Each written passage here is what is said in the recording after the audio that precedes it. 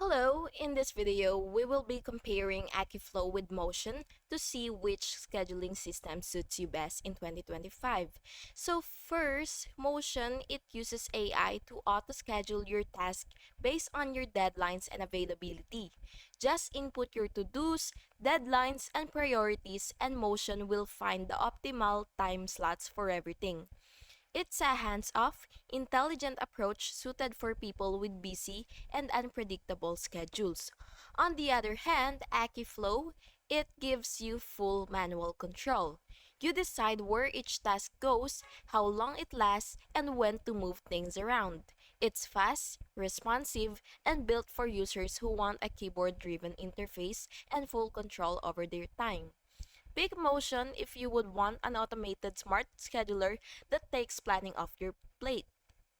Choose Akiflow if you prefer hands-on daily planning with precise control and speed.